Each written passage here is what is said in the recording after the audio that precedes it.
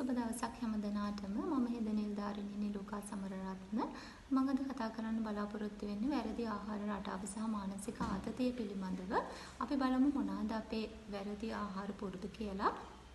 බොහෝ අය පුරුදු වෙලා ඉන්න උදේට ආනයනය කරපු පිටි ಜಾති වලින් දවස පටන් ගන්න පිටි එකක් බීලා මේ ආනයනය කරපු පිටිවල බොහෝ විටම රටවල් වලින් අපිට එවන්නේ අහිතකර කොලෙස්ටරෝල් ඒකේ තියෙන හොඳ දේවල් ටික යාලා ෆ්‍රෙෂ් මිල්ක් වලට අයින් කරගන්නවා. ඊට පස්සේ අහිතකර කොලෙස්ටරෝල් එකක් සහ පාම් ඔයිල් එකක් ඇඩ් කරනවා. ඇඩ් කළා තමයි අපිට එවන්නේ. ඉතින් මේ ආනයනික පිටි ಜಾති බොන එක එච්චර සෞඛ්‍යයට හිතකර වෙන්නේ නැහැ. ඒකෙන් අහිතකර කොලෙස්ටරෝල් ටිකක් තමයි අපි ඇඟට ඇතුල් කරගන්නේ. ඒ වෙනුවට අපිට පුළුවන් ආයුර්වේද පානයක් භාවිතා කරන්න බෙලිමල් රණවරා ඒ වගේ ඒවය ඖෂධීය ගුණයකුත් තියෙනවා. ඒ වගේම බොහෝ අය පුරුදු වෙලා ඉන්නවා දවසට එක පාරක් හරි පාම් පිටි ආහාරයක් ගන්න. ඒකත් සෞඛ්‍යයට ඉතාම අහිතකරයි. මොකද තිරකු පිටි කියලා කියන්නේ අහිතකර දෙයක් නෙමෙයි. නමුත් කම්පැනි වලින් මේකට ග්ලූටන් කියලා සංයෝගයක් ඇතුල් කරලා තියෙනවා. එහි ඇලෙන සුළු බව පවත්වා ගැනීමට සහ නරක් නොවේ තියා ගැනීම සඳහා. එතකොට මේ ග්ලූටන් නිසා ලෙඩ 100ක් වුණත් හැදෙන්න පුළුවන් කියලා කියනවා. ග්ලූටන් සහිත ආහාර ගැනීම ඉතාම හානිදායකයි. ගොඩාක්ම බෝනවන රෝග පැතිරී යාමට ප්‍රධානම හේතුවක් වෙන්නේ පාම් පිටි ආහාර. දියවැඩියා කොලෙස්ටරෝල් ප්‍රෙෂර් වගේ තත්ත්වයන් නැතිවීමට බහුලවම හේතුවක් වෙලා තියෙනවා මේ වැරදි ආහාර රටාව සහ මානසික ආතතිය කියන දේවල්. ඉතින් දැන් අපිට පාම් පිටි ආහාර වලට ග්ලූටන් දාලා එව්වට ඒ කියන්නේ ආසියාවට අප්‍රිකාව වගේ රටවල් වලට ග්ලූටන් සහිත ආහාරය වලට යුරෝප් කන්ට්‍රීස් වල ඒව පාවිච්චි කරන්නේ නැහැ. එයාලා බොහෝ විටම ග්ලූටන් රහිත ග්ලූටන් ෆ්‍රී පාම් පිටි තමයි යාලා පාවිච්චි කරන්නේ. ඒව කෑවට අහිතකර වෙන්නේ නැහැ. එතකොට අනිත් එක තමයි බේකරි නිෂ්පාදනවලදී බේකරි තැටි වලට බටර් සහ මාගරින් අධිකව යොදා ගන්නවා. ඒවය අහිතකර කොලෙස්ටරෝල් ඉතාම වැඩි ප්‍රමාණයක් තියෙනවා. ඒවත් බේකරි නිෂ්පාදන ආහාරයට ගැනීම ඉතාම අහිතකරයි. පුළුවන් තරම් අපිට ඒවයින් වැළකී සිටින්න පුළුවන් නම් අපේ නිරෝගීතාවය පවත්වා ගන්න පුළුවන් වෙනවා. අනිත් එක තමයි අපි පාවිච්චි කරන තෙල් ගත්තහම ඔයිල් ಜಾති වලින් පොල් තෙල් පිරිසිදු පොල් තෙල් පොඩි ප්‍රමාණයක් දවසකට 30 දෙකක් පමණ ප්‍රමාණයක් හිතකර වෙනවා. නමුත් මොන ඔයිල් එක වුණත් රත් කරාට පස්සේ ඒක ඉතාම අහිතකරයි ඇඟට. ඒක වස්ස වගේ වෙනවා. දැන් අපි පොල් තෙල් වලින් රත් කළ පපඩම් එහෙම බැද්දට පස්සේ නැවත ඒක ආයෙ පාවිච්චියට ගැනීම එච්චර සුදුසු නැහැ. පුළුවන් නම් අපිට අයින් කරන්න පුළුවන් නම් හොඳයි. නැවත නැවත භාවිතා කිරීම හොඳ නැහැ. ඒතෙන්දී හැදෙන්නේ අහිතකර කොලෙස්ටරෝල් එකක්. හොඳම ඔයිල් එක කියලා කියන්නේ ඔලිව් ඔයිල්. ඔලිව් ඔයිල් රත් කරන්නේ නැතුව සැලඩ් වලට වගේ දාලා ආහාරයට ගන්නවා. මොකද ඕනම ඔයිල් එකක් රත් කරාට පස්සේ ඒක අහිතකර කොලෙස්ටරෝල් බවට පත් වෙනවා. ඒක වස වගේ තමයි. අපිට එළඟි තෙල්, තල තෙල් වගේ දේවල් පාවිච්චි කරන්න පුළුවන්. නමුත් පාම් ඔයිල් තමයි ඉතාම අහිතකර. එළවලු තෙල්, වෙජිටබල් ඔයිල් කියන එක. පුළුවන් තරම් පාම් ඔයිල් අඩු කරන්න ඕනේ. ඒ වගේම එකම තෙලේ බෙදලා ආහාරයට ගැනීම අඩු කරවතින් අපිට කොලෙස්ටරෝල් අඩු කරගන්න පුළුවන්. මොකද අතීතයේදී මහත අයට අපි කන ආහාරය අපි ආහාරයක් ගනිද්දී ඒක දිරවලා අපේ ලේවලට වැඩිපුර තියෙන සීනි ටික කොලෙස්ටරෝල් කරලා හැමයට තැම්පත් කරනවා. එතකොට සාමාන්‍ය කෙනෙක් ගොඩක් ආහාර ගත්තාම මහත් වෙනවා.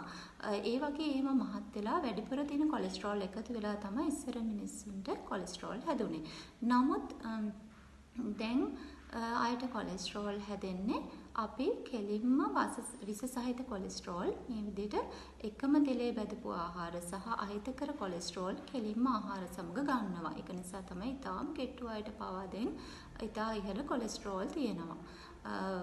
ගොඩක් කොලෙස්ටරෝල් මට්ටම වැඩි සමහරුන්ගේ. හේතුව තමයි අපි දැන් හිතුවත් රෝල්ස් එකක් පැටිස් එකක් ගත්තාම ඒක එකම තෙලේ බැදලා තමයි දෙන්නේ. ඒ වගේ එකම තෙලේ බැදපු ආහාර නිතර ගන්නකොට අහිතකර කොලෙස්ටරෝල් කෙලින්ම අපි ආහාර සමගම ශරීරයට ඇතුල් කර ගන්නවා. මේවත් එක්ක අපේ කොලෙස්ටරෝල් ලෙවල් එක ඉතා ඉහළ යන්න පුළුවන්. ඒ නිසා පුළුවන් තරම් බේකරි නිෂ්පාදන සහ පාන් පිටි ආහාර ගැනීම අඩු කරගත්තොත් වැළකීලා සිටියොත් අපිට නිරෝගී සෞඛ්‍යයක් පවත්වාගෙන යන්න පුළුවන් වෙනවා. ඒ වගේම පුළුවන් නම් අපිට ගමේ ආහාර අපේ ආහාර වලට එකතු කරගන්න පුළුවන් නම් සහ වගා කරපු ගෙදර වගා කරලා ගන්න පුළුවන් නම් ඊටාම හොඳයි. රසායනික ද්‍රව්‍ය අඩංගු නොවන ආහාර අපිට එකතු කරගන්න පුළුවන් නම් පරිසරයෙන් ඒක ඉතාම හොඳයි. සැකසූ ආහාර සහ පැකට්ස් කරපු ආහාර පැකට්ස් වල තියෙන දේවල් ඉතාම හිතකරයි. දැන් බැලුවහම කැන්සර් එහෙම පිළිකා තත්ත්වයන් ඉතාම ඉහළ යනවා. හේතුව තමයි රසකාරක යෙදු ආහාර භාවිතය. දැන් අපි ළමයින්ට තමා මේව වැඩිපුරම අරන් දෙන්නේ සේවරි ෆ්ලේවර් තියෙන ලුණු රස බිස්කට්ස් යාති ටිප්ස් වගේ දේවල් වල රසකාරකතා ඉහළ මට්ටමක් අඩංගු වෙනවා. ඒ වගේම රයිස් කොත්තු වගේ අපි කඩෙන් ආහාර ගනිද්දී ඒවට රසකාරක අඩංගු කරනවා. මේ වගේ දේවල් ගත්තහම රසකාරක නිසා ගොඩක් වෙලාවට කැන්සර් වගේ තත්ත්වයන් බහුල වෙලා තියෙනවා. අපේ වැරදි ආහාර රටාව නිසා. ඒක නිසා අපි හොඳ සෞඛ්‍ය සම්පන්න ආහාර රටාවකට මාරු වෙන්න පුළුවන් නම් හොඳයි. රටකචු වගේ දෙයක් අපිට සතියකට අහුරක් වගේ අතට අහුරක් කන්න පුළුවන් නම් සතියකට වතාවක් හරි ඒක හොඳයි සෞඛ්‍යයට. එහි හිතකර කොලෙස්ටරෝල් අඩංගු වෙනවා. ඒ වගේම පළතුරු වර්ග ගත්තත් අපි ඇපල් මිදි දොඩම් වගේ දේවල් ගහෙන් කඩලා කනවා නම් ඒව හොඳයි. නමුත් අපිට ලංකාවට එවද්දී කෙමිකල්ස් එකතු කරලා තමයි අපිට එවන්නේ. එතකොට ඒවා ආහාරයට ගැනීම එච්චර සුදුසු නැහැ. පුළුවන් තරම් අපි ඇඹුල් සහිත පළතුරු වර්ග එකතු කරගන්නව නම් ශරීරයට හොඳයි. ඒ වගේම කාබයිඩ් ගහපු කඩවල වල විකුණන්න තියෙන පළතුරු ජාතිත් එච්චර සුදුසු වෙන්නේ නැහැ. ඒ වෙනුවට අපිට වෙරළු, නෙල්ලි, දොඩම් වගේ දේවල් භාවිතා කරන ඇඹරෙල්ලා වගේ ස්වාභාවික පරිසරයෙන් හොයාගන්න පළතුරු ජාති ආහාරයට එකතු කරගන්න පුළුවන් නම් ගොඩක් හොඳයි. ඊට පස්සේ අපි බලමු මානසික ආතතිය ගැන. මොකද්ද මානසික ආතතිය කියන්නේ? හිතේ ඇතිවන කලබලකාරී ස්වභාවයට තමයි මානසික ආතතිය කියලා කියන්නේ. එතකොට මේ ස්ට්‍රෙස් එක කන්ට්‍රෝල් කරගන්න ඉතාම වැදගත් වෙනවා වැඩිහිටියෙක් වුණාම. එතකොට අපි කරන එක දෙයක් වරදක් තමයි අපි හිතනවා වැඩිහිටියෝ වුණාම අපිට විනෝදාංශ අවශ්‍ය නැහැ කියලා. වැඩිහිටියෝ වුණාම අපි හිතනවා අපිට දවසේම වුණත් වැඩ කරන්න පුළුවන් කියලා. නමුත් අපේ මොළේ හැදිලා තියෙන්නේ වැඩ සහ කලාව කියන දෙක බැලන්ස් වෙන විදිහට තමයි අපේ මොළය ක්‍රියා කරන්නේ. එතකොට අපේ වැඩ වැඩි වුණාම අපේ මොළය ඊටාම ආතතියට පත් වෙනවා. ඒක නිසා අපි කලාවත් එක්ක ජීවිතය බැලන්ස් කරගන්න ඕනේ නිතරම. අපිට පුළුවන් සින්දු අහන්න කැමති කෙනෙක්ට සින්දුවක් අහන්න පුළුවන්. අපිට වෙලාව නැත්තම් අපි ආහාර පිළියෙල කරන ගමන් හරි අපිට සින්දුවක් අහන්න පුළුවන්. බස් එකේ යන ගමන් හරි අපි වාහනයක් ඩ්‍රයිව් කරන ගමන් හරි අපිට සින්දුවක් අහන්න පුළුවන්. නැත්තම් අපි ඇවිදින්න කැමති කෙනෙක් නම් අපිට මාසෙකට වතාවක් හරි පොඩි වෙලාවක් යම් වෙලාවක් අරගෙන අපිට විනෝද චාරිකාවක් ගිහින් එන්න පුළුවන්. එහෙම නැත්නම් පොත් කියවන්න ආසායට පොතක් කියවන්න පුළුවන්. අපිට දවසේ විනාඩි 10ක් 15ක් හරි අපිට යම් කිසි වෙලාවක් Tamanට වෙන් කර ගන්න ඕනේ තමන්ගේ විනෝදාංශයක් වෙනුවෙන්.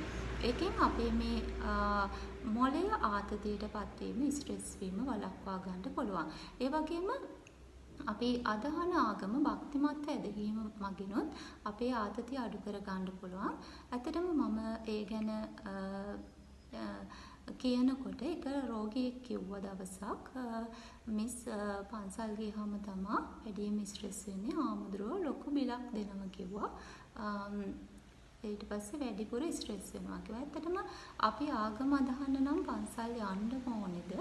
එහෙම කරන්න ඕනේ නැහැ නේද? එතකොට අපි කරන මොනවා හරි ක්‍රියාවක් යහපත් සිතින් කිරීමෙන් අපිට පින් රැස් කරගන්න පුළුවන්. කියන්නේ අපි හිතමු අපි ගෘහණියක් ගෙදර ආහාර පිළියෙල කරනවා නම් අපි හිතමු අපි තේ එකක් හදනවා කියලා ගෙදර අයට අපේ හස්බන්ඩ් සහ දරුවන්ට නැත්නම් වයිෆ්ට සහ දරුවන්ට ආහාර වේල පිළියෙල කරනවා කියලා අපි එයාලා ගැන කරුණාවෙන් ආදරයෙන් අපි ඒ දේ කරන්න ඕනේ. අපි ආහාර වේල පිළියෙල කරත් අපි ඒක ලබන කෙනා ගැන කරුණාවෙන් දයාවෙන් ඒක කරනවා නම් ඒකත් දානයක් දුන්නා වගේ වෙනවා නේද? නැත්තම් අපි තරහෙන් නම් ඒ දේ කරන්නේ අකමැත්තෙන් නම් කරන්නේ අපිට ඒකෙන් පිනක් කරගන්න බැරි වෙනවා. අපි හොඳ සිතින් යහපත් සිතින් කරනවා නම් දෙයක් අපිට ඒකෙන් හොඳ ප්‍රතිඵල ලැබෙනවා.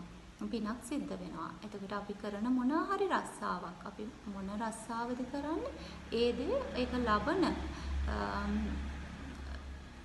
අපි කරන රස්සාව ලබන ක්ලයන්ට් අපි යහපත් ක්ලයන්ට්ස්ලා ගැන අපි යහපත් සිතින් යුතුව නම් ඒ රස්සාව කරන්නේ කරන දේ මොහොත ගත කරන්නේ හොඳ සිතින් නම් සිතුවිලි වලින් නම් ඒකත් අපිට ලොකු පිනක් කරගන්න අවස්ථාවක් වෙනවා.